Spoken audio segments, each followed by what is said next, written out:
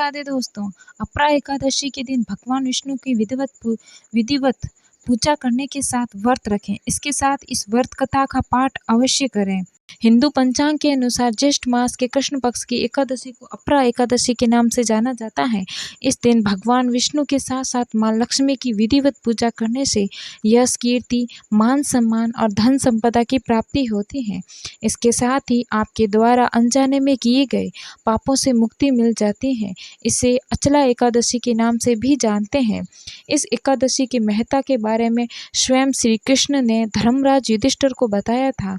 इस दिन विधिवत पूजा करने के साथ साथ अंत में व्रत कथा का पाठ सुनना चाहिए। इससे आपकी पूजा पूर्ण मानी जाती है। इस कथा को सुनने मात्र से आपकी सारी मनोकामना तो पूर्ण होगी ही, उसके साथ आपके द्वारा किए गए हर पाप से आपको मुक्ति मिलेगी।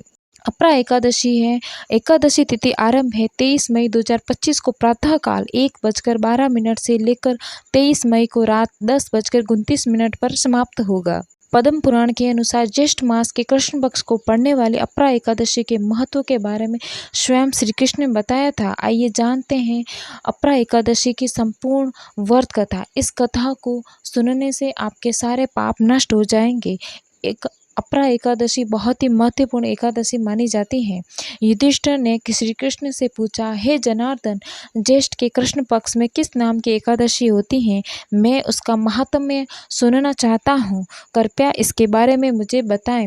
भगवान श्री कृष्ण बोले, हे राजन, तुमने संपूर्ण लोगों के हित के लिए बहुत ही उत्तम बात पूछी है। ज्येष्ठ मास के कृष्ण पक्ष में पड़ने वाली इस एकादशी का नाम अपरा है। ये बहुत पुण्य देने वाली और बड़े बड़े पातकों का नाश करने वाली मानी जाती है। ब्रह्म हत्या करने वाले, गोत्र की हत्या करने वाले, गर्भस्थ बालक को मारने वाला पर स्त्री लंपट पुरुष भी अपरा एकादशी के सेवन से निश्चय ही पाप रहित हो जाता है। जो झूठी गवाही देता है, माप तोल में धोखा देता है, बिना जाने ही नक्षत्रों की गणना करता है और कूटनीति से आयुर्वेद का ज्ञाता बनकर वैद्य का काम करता है, ये सब नरक में निवास करने वाले प्राणी हैं। परंतु अपरा एकादशी व्रत रखने से ये भी पाप रहित हो जाते हैं। अगर कोई क्षत्रिय शास्त्र धर्म का परित्याग करके युद्ध से भागता है तो वह क्षत्रियोचित धर्म से भ्रष्ट होने के कारण घोर नरक का भागी होता है। इसके अलावा जो शिष्य विद्या प्राप्त करके स्वयं गुरु की निंदा करता है, वह भी महापातकों से युक्त होकर भयंकर नरक में गिरता है। लेकिन अपरा एकादशी का व्रत रखने से वह स्वधर्ती को प्राप्त होता है, उसके सारे पाप का नाश होता है। माघ में जब सूर्य मकर राशि पर स्थित हो और उस समय प्रयाग में स्नान करने वाले मनुष्यों को जो पुण्य मिलता है, काशी में शिवरात्रि का व्रत करने से जो पुण्य प्राप्त होता है, और या गया में पिंड दान करके पितरों का तृप्ति का प्रदान करने से पुण्य मिलता है।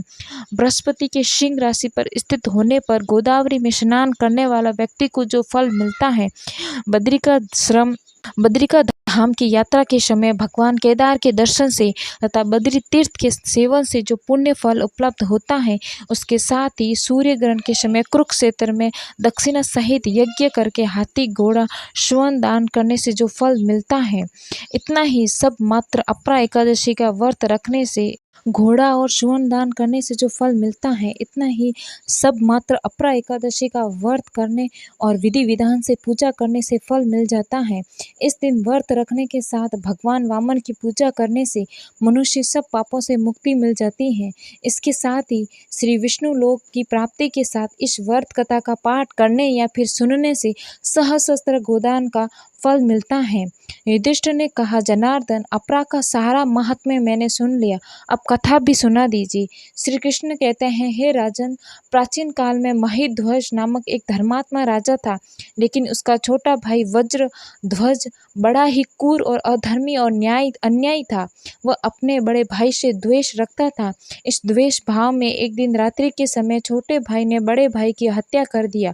उसके देह को एक जंगली पीपल के नीचे गाड़ दिया। इस अकाल मृत्यु से राजा प्रेत आत्मा के रूप में उसी पीपल पर रहने लगा और अनेक उत्पात करने लगा। एक अनेक उत्पात करने लगा।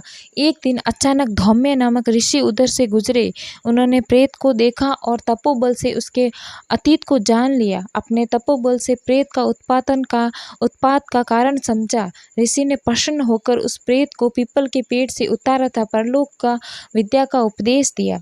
दयालु ऋषि ने राजा की प्रेत योनि से मुक्ति के लिए स्वयं अपरा एकादशी का व्रत किया और उसे अधोगति से छुड़ाने उसका पुण्य प्रेत को अर्पित कर दिया। इस पुण्य के प्रभाव से